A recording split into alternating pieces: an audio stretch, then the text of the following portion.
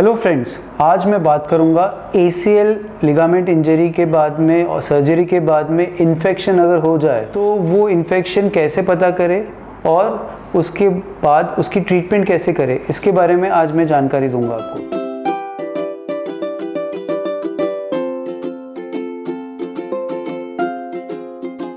तो ACL जो surgery होती है, जो हम करते हैं ऑपरेशन के टाइम पे, या कोई भी सर्जन, सिर्फ मैं नहीं, जो भी आर्थ्रोस्कोपी कर रहा है, चाहे वो छोटे सेंटर पे कर रहा हो चाहे वो बड़े सेंटर पे कर रहा हो, कोई भी जब ऑर्थोपेडिक सर्जन या आर्थ्रोस्कोपिक सर्जन सर्जरी करता है वो सारी अटमोस्ट प्रिकॉशंस या सबसे अच्छे प्रिकॉशंस लेके उसको सर्जरी करता है।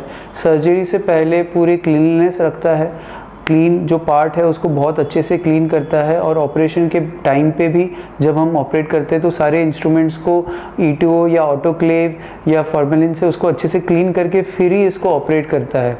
तो स्टेरिलिटी का पार्ट जो है वो हमेशा ही हम मेंटेन करके रखते हैं। बट कभी कभी दुर्भाग्यवश क्या होता है कि कीटाणु जो है वो हर जगह पे फैले हुए हैं। अगर हम देखेंगे तो यहाँ पे भी बहुत सारे ऑर्गेनिजम्स है, माइक्रो ऑर्गेनिजम्स है जो हमको दिखते नहीं हैं। तो वो कभी भी कहीं पे भी इन्फेक्शन पे अगर बैठ जाता है तो उसमें वो, अगर आपकी बॉडी की इम्यूनिटी कम है या कीटाणु इतना स्ट्रांग है कि वो उसमें पनपना शुरू हो गया, तो उसमें इन्फेक्शन होने के चांसेस हो सकते हैं। अब इन्फेक्शन जो होता है, जो नी में या ACL जो सर्जरी के बाद में अगर आपके इन्फेक्शन हो रहा है तो वो इन्फेक्शन के क्या क्या साइंस होता है कि सबसे पहले तो आपके ऑपरेशन के बाद में एक तो इमीडिएटली या 2-4 दिन बाद में आपको फीवर आना, या आपको 1-2 हफ्ते बाद में फीवर आना, और वो फीवर परसिस्टेंटली रहना, कम नहीं होना, 102-103 डिग्री कंटिन्यूसली आपको फीवर रहना, ये आपके सबसे पहली साइन होती है।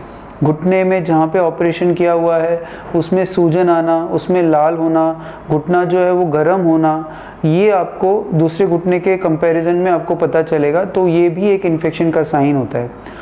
ब्लड टेस्ट हम जब कराते हैं ऑपरेशन के बाद में तो ESR और CRP ये ऑलमोस्ट मतलब 70-80 के पार चला जाता है। नॉर्मल CRP अराउंड अबाउट 5 से नीचे होना चाहिए, जो 80 या 100 के ऊपर चला जाता है तो ये भी एक इन्फेक्शन का कारण हो सकता है कि भाई ये इन्फेक्शन की तरफ दिखा रहा है आपको।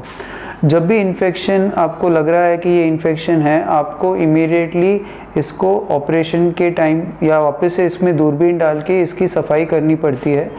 इमीडिएटली तो हम लिगामेंट को हटाने का प्रयास नहीं करते हैं कि हम लिगामेंट हटा देंगे, इसको अच्छे से दूरबीन से क्लीन करते हैं, उसमें लवाज देते हैं, 8 से 10 लीटर का पानी से पूरा वॉश करते हैं, जो भी गंदगी हो उसको शेवर से पूरा क्लीन करते हैं, और उसके बाद में इसमें जो वॉश होने के बाद में इसको अंदर का जो भी कीटाणु होगा उसको हम कल्चर के लिए भेजते हैं कि उसको हम चेकिंग के लिए भेजें कि कौन सी ऑर्गेनिज्म या कौन सा कीटाणु उसमें ग्रो हो रहा है। जो ऑर्गेनिज्म ग्रो होगा उस ऑर्गेनिज्म के हिसाब से हमारे पास एंटीबायोटिक की रिपोर्ट्स आएगी।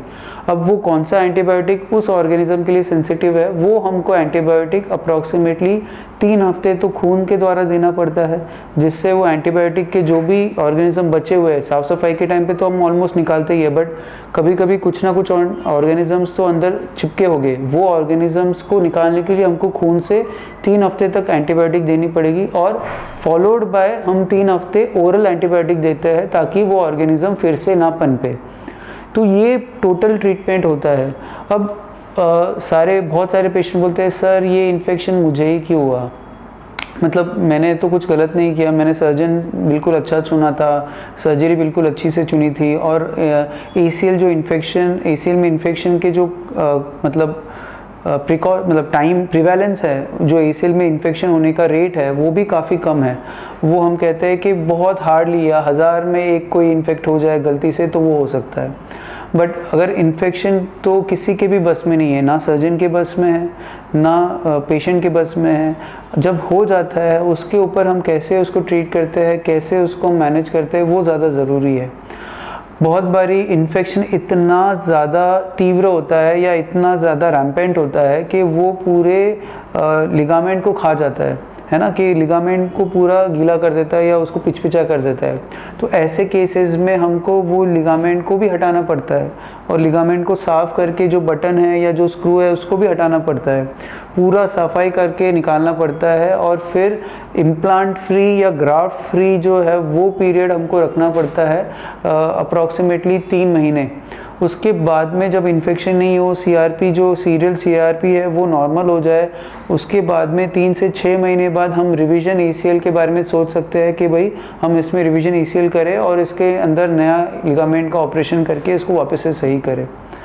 तो आई होप आपको ये वीडियो द्वारा इन्फेक्शन के कारण और इन्फेक्शन होने के बाद में इसको कैसे ठीक करें या सर्जन इसको कैसे ठीक करता है इसकी जानकारी मिली है। और प्लीज़ जो भी आपके ऑपरेटिव सर्जन की वजह से या जो भी आपके अगर एसीएल में इन्फेक्शन हो जाता है तो प्लीज़ ये सर्जन की कोई भी गलती नहीं होती है। एज अ सर्जरी और एज अ पेशेंट हम हमेशा ही ट्राई करते हैं कि पेशेंट को बिल्कुल सही करे, उसका कोई भी बुरा ना करे। बट कभी कभी एज अ डॉक्टर हमारे पास हमारे चीज़ें हाथों में नहीं होती है। वो इन्फेक्शन जो होता है वो एक पार्ट ऑफ द सर्जरी का कॉम्प्लिकेशन होता है। एक छोटा सा इंजेक्शन भी अगर हम लगाए उससे भी आपको कोई इन्फेक्शन हो सकता है। तो ये तो सर्जरी है जिस सर्जरी में इन्फेक्शन के रिस्क हमेशा ही रहता है, बट बहुत रेयर होता है और उसके बाद उसका ट्रीटमेंट भी हो सकता है। तो इसको आपको ध्यान रखना पड़ेगा। Thank you so much.